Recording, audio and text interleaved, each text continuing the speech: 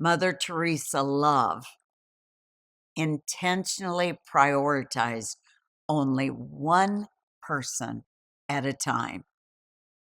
The masses were never her focus. Now, this is a lady who had a massive ministry.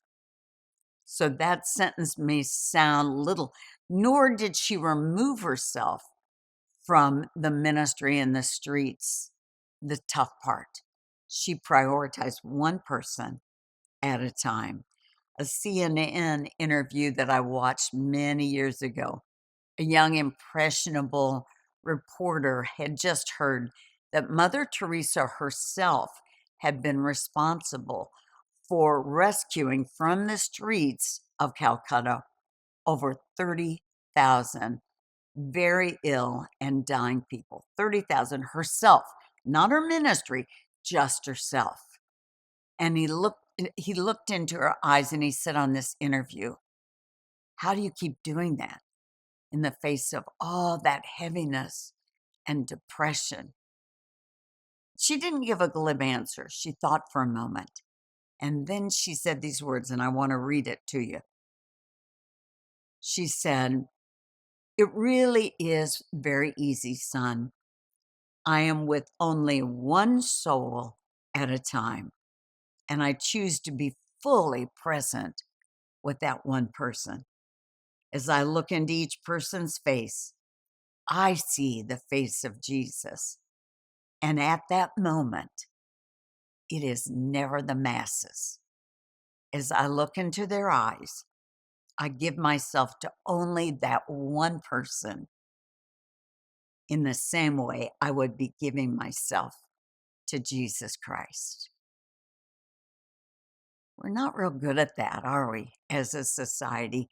Hurry, hurry, hurry, multitask, see how many people we can send a mass text to.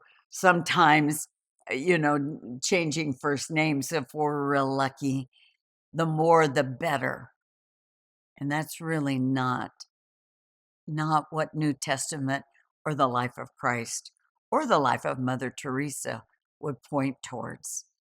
It's that famous quote you've heard so many times before: "Do for one what you wish you could do for many." When I was raising our two biological sons, Josh and Justin, occasionally as I'd talk about family and keeping family first, I would have people when I'd travel, because Josh and Justin have very different personalities, say, "Which one are you closest to?" Like asking in this hushed voice tone. And I'd say, "I don't have an answer for that, both of them." But that was asked so often that I did come up with a more accurate answer. When I was asked that, I would say, the one I feel the closest to at that season is the one who right then needs me the most. And I think that's a great picture of not just Mother Teresa love, whether we're a man or a woman, but the love of Christ. I love Matthew 18:12, and it reads this way out of the Passion Bible. Think of it this way: if a man owns 100 sheep and only one lamb wanders away and is lost, won't the man, the shepherd, leave the 99 grazing on the hillside and go out and thoroughly search for the one lost lamb?" How good are you at intentionally zoning in, not just as a mom on one child or one grandchild at a time, but intentionally zoning in on people when you talk to them?